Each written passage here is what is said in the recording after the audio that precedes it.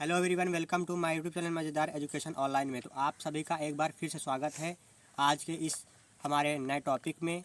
तो दोस्तों, आज का हमारा टॉपिक है कि नागरिक शास्त्र में यानी कुछ आपके प्रश्न हो सकते हैं जो आपके दिमाग में आ सकते हैं। तो दोस्तों, उन्हीं प्रश्नों पर आज हम चर्चा करेंगे। दोस्तों, वो कौन से प्रश्न हैं जो आपके दिमाग में हो सकते हैं, उन पर आज हम चर्चा करेंगे। चलिए दोस्तों, कुछ यहाँ पर प्रश्न लिखे हैं, इन पर चर्चा करेंगे। कुछ ना हमारा या पहला आपका सवाल हो सकता है, कुछ ना पढ़े हों या ना याद हों तो 80% कैसे लाएं? किसमें? नागरिक शास्त्र में। दोस्तों, अगर आप नागरिक शास्त्र में कुछ नहीं पढ़े हैं, ना कुछ याद है, तो 80% नंबर कैसे ला सकते हैं? तो वो कौन से ट्रिक हैं जिनको अपनाकर आप 80% आराम से ला सकते हैं? तो दोस्तों चलिए, आपका दूसरा सवाल हो सकता है कि कोई भी प्रश्न का उत्तर कैसे लिखें, यानी आपको कोई भी प्रश्न नहीं समझ में आ रहा है तो आप उसका उत्तर बना के कैसे लिख सकते हैं। तीसरा प्रश्न हो सकता है आपका, टाइम से पहले पेपर खत्म यानी पूरा हल कैसे करें, यानी टाइम मैनेजमेंट बहुत ज़्यादा ज़रूरी होता है एग्ज़ाम में कि टाइम से पहले। कुछ लोग टाइम के बाद भी करते रहते हैं, उनको जो वहाँ के शिक्षक होते हैं पहले ही उनका पेपर उत्तर पुस्तिका खींच ली जाती है। इसलिए टाइम मैनेजमेंट बहुत ज़रूरी है और टाइम से पहले आपको अपना पेपर पूरा सॉल्व कैसे करना है, इन पर आज हम चर्चा करेंगे। और चौथा है, कैसे लिखें कि एग्जामिनर एक भी नंबर ना काटने पर मजबूर हो जाए, यानी कैसे लिखें, कॉपी में कैसे लिखें कि एग्जामिनर जो है देखकर ही खुश हो जाए और एक भी नंबर ना काटे। और यहाँ पर इन सभी प्रश्नों की बेस्ट ट्रिक, यानी पूरा पेपर मतलब करने की जो बेस्ट ट्रिक हैं, उनको कैसे जो बेस्ट ट्रिक हैं वो आज इस वीडियो में हम जानेंगे। दोस्तों, ज़्यादा देरी ना करते हुए बढ़ते हैं अपने टॉपिक की तरफ। दोस्तों, वीडियो स्टार्ट करने से पहले आपसे हमारी रिक्वेस्ट है, अगर आप नए हैं तो मेरे इस यूट्यूब चैनल मज़ेदार एजुकेशन ऑनलाइन को सब्सक्राइब करें और वीडियो को पूरा वॉच करें। दोस्तों, तभी आपको इस वीडियो का लाभ मिल पाएगा। दोस्तों, ज़्यादा देरी ना करते हुए चलते हैं अपने टॉपिक की तरफ। तो दोस्तों, सबसे पहले इन्हीं प्रश्नों का हम लोग यहाँ पर जवाब देख लेते हैं। तो दोस्तों, यहाँ पर सबसे पहले आ जाता है कि आपको वहाँ पे लिखना कैसे है, यानी आपको पेपर कैसे करना है। तो आपको जो खंड करें, यानी आपको सबसे पहला क्या वहाँ पे ध्यान रखना है, आप जो खंड करें आप जो खंड करें वो पूरा सॉल्व करें, यानी पूरा सॉल्व करें। आपको क्या करना है, जो खंड आप करें वो पूरा सॉल्व करें। यानी अगर आप खंड समझ रहे हैं ना दोस्तों, यानी बहुविकल्पीय करें या अतिलघु करें, हेडिंग वार आपको वहाँ पे दिख जाएगा। अगर आप अतिलघु पहले कर रहे हैं तो अगर पहले आप अतिलघु कर रहे हैं तो आप अतिलघु पहले करें, या अगर आप बहुविकल्पीय पहले कर रहे हैं तो आप बहुविकल्पीय पहले करें। अगर आप दीर्घ उत्तरीय कर रहे हैं पहले तो आप दीर्घ उत्तरीय करें। यानी आपको अगर कोई भी आपको यहाँ पर हेडिंग अगर उतारनी है, जैसे अतिलघु की आप कर रहे हैं क्वेश्चन, तो उसके जो क्वेश्चन है आगे पीछे हो सकते हैं, बट दूसरे हेडिंग के क्वेश्चन उसमें ऐड नहीं करने। इससे एग्जामिनर मतलब गुस्सा हो जाता है और आपके मार्क्स जो है वो काट लेता है। तो आपको ये समझ में आ गया कि आप जो भी खंड यानी जो भी हेडिंग के जो क्वेश्चन आप सॉल्व करेंगे वो पहले कर डालेंगे, दूसरे हेडिंग के जो क्वेश्चन है उसमें नहीं ऐड करेंगे। दोस्तों, इतना आपको समझ में आ गया होगा। दूसरा क्या है, आपको करना है कि जो और बहुविकल्पीय में क्या करना है, बहुविकल्पीय में क्या करना है आपको, बहुविकल्पीय में आपको क्या करना है, बहुविकल्पीय प्रश्न यानी इसमें क्या करना है आपको, सबसे पहले कि आपको मतलब जो प्रश्न आए, अब इसमें आपको कुछ तो इतना पता ही होगा कि कौन सा प्रश्न का हल्का फुल्का आपको आंसर पता है। अगर आपको लग रहा है कि यही सही हो सकता है तो आप सबसे पहले बहुविकल्पीय हेडिंग डालकर उसके सबसे जो पहला प्रश्न है वो वही प्रश्न आप लिख सकते हैं जो आपको सबसे पहले आ रहा हो। इतना क्लियर हुआ। आप इसमें तुक्का भी मार सकते हैं। क्या कर सकते हैं, तुक्का भी मार सकते हैं। आपको कोई भी समझ में आ रहा है आप पहले उसको लिख सकते हैं, जिसमें आपके नंबर ना कटने के चांस हो सकते हैं। तो दोस्तों, इतना समझ में आया आपको, यानी इसमें आपको अच्छे नंबर आपको मिल जाते हैं। तीसरा क्या है, शब्द सीमा। अगर आप शब्द सीमा मतलब शब्द सीमा इसका ज़्यादा ही असर पड़ता है उत्तर पर, यानी शब्द सीमा। शब्द सीमा मतलब हर उत्तर का एक शब्द सीमा बनाई जाती है। प्रश्न का उत्तर लिखने में शब्द सीमा बनाई जाती है कि आपको कितने वर्डों में, कितने शब्दों में आप इस प्रश्न का आंसर देंगे।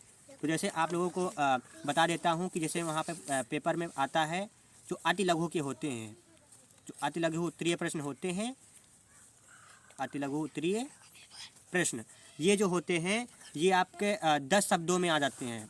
यानी कितने शब्दों में पूछे जाते हैं? 10 शब्दों। यानी बढ़ा चढ़ा के नहीं लिखना है, बढ़ा चढ़ा के आपको नहीं लिखना। और कैसे लिखना है हम आगे इस वीडियो में बताएंगे।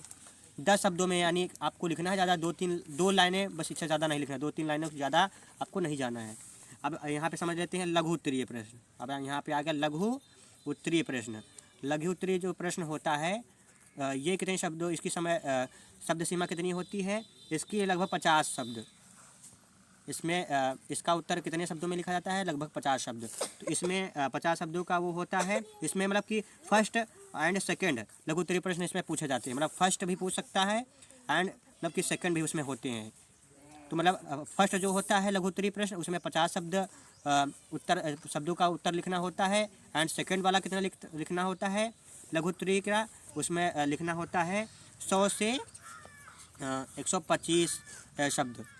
100 से 125 शब्द जो है आपको उत्तर लिखना होता है प्रश्न का।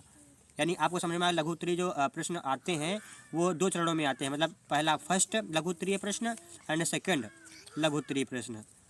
इतना समझ में आ गया आपको कि 2 चरणों में प्रश्न आते हैं कि यानी फर्स्ट लघु उत्तरीय प्रश्न जिनका आपको 50 शब्दों में उत्तर लिखना है, एंड दूसरा सेकंड लघु उत्तरीय प्रश्न, तो उसमें उसका आपको शब्द सीमा कितनी रखनी है उत्तर का? 100 शब्दों में से 125 शब्द। इतना क्लियर हुआ दोस्तों।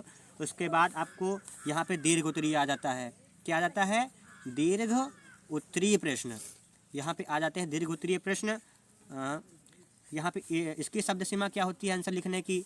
इसकी शब्द सीमा होती है 250 शब्द आपको लिखने होते हैं। यानी आपको नहीं कि 4-5 पे उल्टा सीधा भर देना, उसमें ऐसे नहीं करना है। आपको कैसे लिखना है वो भी मैं आगे वीडियो में आपको अच्छे से डिटेल में बताऊंगा। तो दोस्तों 250 शब्दों में लिखना, या लगभग 2 पेजों में लिखना होता है 250 शब्दों में दीर्घ उत्तरीय प्रश्न का उत्तर। दोस्तों इतना क्लियर हुआ। उसके बाद आगे चलते हैं। प्रश्नों के हिसाब से उत्तर बनाएं। मतलब प्रश्नों के हिसाब से उत्तर बनाएं। जैसे मान लिया पहला प्रश्न आया है, मान लिया पहला प्रश्न लिखा है किसी का मान लो दीर्घ उत्तरीय का मान लो, या फिर अति लघु का मान लो, या लघु उत्तरीय का मान लीजिए। यानी प्रश्न यह आया है कि शीत युद्ध क्या है? तो शीत युद्ध या शीत युद्ध से क्या अभिप्राय है? क्या है? शीत युद्ध से क्या अभिप्राय है? ऐसे आ सकता है। तो दोस्तों इसका उत्तर कैसे लिखना है? जैसे मान इस टाइप के अगर क्वेश्चन आते हैं, क्वेश्चन कोई भी हो सकता है, उसका उत्तर कैसे लिखना है? मान लीजिए शीत युद्ध से क्या अभिप्राय है, तो आप कुछ लोग इसमें डायरेक्ट शुरुआत में ही लिखते समय इसमें गाने लिख देंगे। कुछ लोग उल्टा सीधा वर्डों को घुमा फिरा के उसी में बताएंगे। ऐसे नहीं लिखना है। आपको जो इसमें वर्ड दिख रहा है शीत युद्ध, इसको बार बार बनाए, चाहे जैसे आप क्वेश्चन, इसमें गाने ना ऐड करें और कोई शायरी ना ऐड करें, ठीक है? इसमें गीत नहीं लिखा जाता है ना, तो अगर एग्जामिनर की नज़र उस पर पड़ गई तो आपके नंबर बिल्कुल काट लेगा वो। तो यहाँ जो बार बार 2 शब्द आ रहे हैं शीत युद्ध बीच बीच में इसको ऐड करते जाना है। यानी एग्जामिनर हाँ ये लगे कि हाँ बच्चे ने कुछ दिमाग लगा के किया है।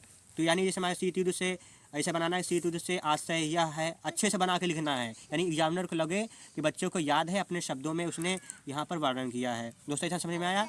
यानी शीत युद्ध से आशय यह है कि यानी जो विचारधाराओं का युद्ध होता है, ऐसे आप बना के लिख सकते हैं। इतना क्लियर है दोस्तों? इतना समझ में आया कि आपको इसमें गाने नहीं लिखना है, ना ही शायरी कोई लिखनी है, और ना ही उल्टा सीधा इसमें लिखना है, और ना ही काटपीट करनी है। इतना समझ में आया दोस्तों? अच्छे शब्दों में, अच्छे वर्डों में बना के लिखना है। आपको भले ही कुछ ना आए, लेकिन आपको साफ साफ अच्छे वर्डों में, अच्छे शब्दों में अच्छे से लिखना है।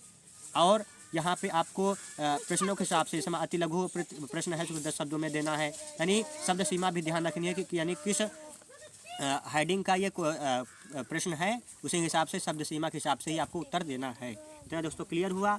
अब यहाँ पे और यहाँ ये वेरी इंपॉर्टेंट है। ये क्या है? Very important. क्या है वेरी इंपॉर्टेंट?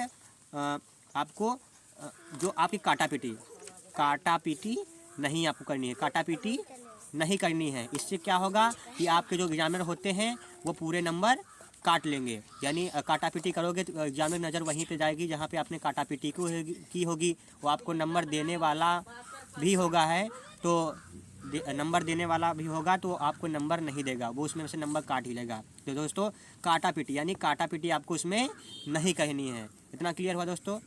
और यहाँ पे टाइम का ध्यान रखना है। क्या करना है? टाइम का ध्यान, खास टाइम का ध्यान रखना है। वहाँ पे जो टीचर होते हैं एग्ज़ाम सेंटर पर, तो वहाँ आप पूछ सकते हैं कि सर या मैडम कितने इस टाइम कितने बजे हैं, तो वो आपको अच्छा प्रेजेंट टाइम का जो समय चल रहा होगा वो आपको बता देंगे, आपको सूचित कर देंगे कितना टाइम बचा है आपके पास। तो उसी के हिसाब से आपको फटाफट अपने हाथ स्पीड बढ़ानी है, आपको लिखना है। ये नहीं कि आप आराम आराम से लिखें और आपका जो पेपर है वो भी रह जाए, क्वेश्चन भी छूट जाए, ऐसा नहीं करना आपको, ठीक है। तो टाइम का काटा पीटी नहीं करनी, ये आपको पता चल गया। और वहाँ पर जो टाइम मेन आ गया, टाइम का ध्यान, यानी टाइम का ध्यान आपको अच्छे से रखना है। क्या करना है? टाइम का ध्यान आपको रखना है। टाइम का ध्यान यानी आपने टाइम के अंदर, यानी पेपर कितने घंटे का होता है? 3 घंटा 15 मिनट का होता है। यानी 15 मिनट आपको प्रश्न पत्र पढ़ने के लिए निर्धारित किए जाते हैं और 3 घंटे आपको मतलब कि पेपर करने के लिए निर्धारित होते हैं। तो आपको टाइम का खास ख्याल रखना है। उसके बाद टाइम का ध्यान, उसके बाद यहाँ पे आ जाता है पाँचवा आपका क्या है?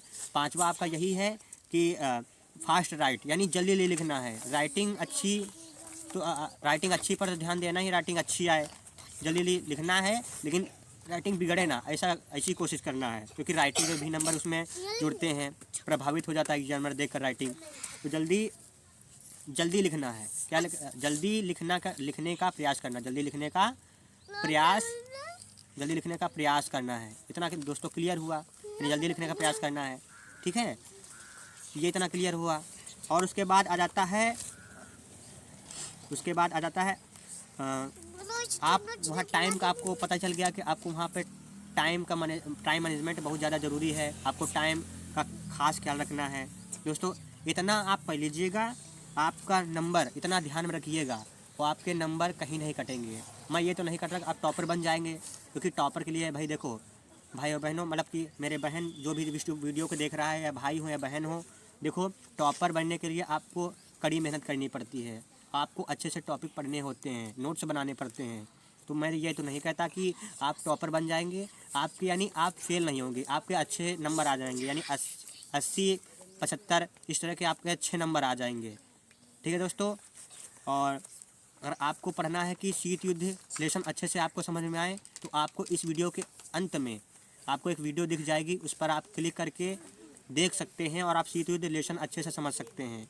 और अगर आप चाहते हैं कि मैं इम्पोर्टेंट क्वेश्चन सिविक्स में कौन कौन से हर बार बोर्ड एग्जाम में पूछे जाते हैं उन पर वीडियो बनाऊं, तो दोस्तों अगर आप चाहते हैं तो कमेंट बॉक्स में आप कुछ भी करिएगा, मैं कमेंट बॉक्स में आपको रिप्लाई देने का भी प्रयास करूंगा और उस पर वीडियो जल्दी क्रिएट करने का मैं प्रयास करूंगा।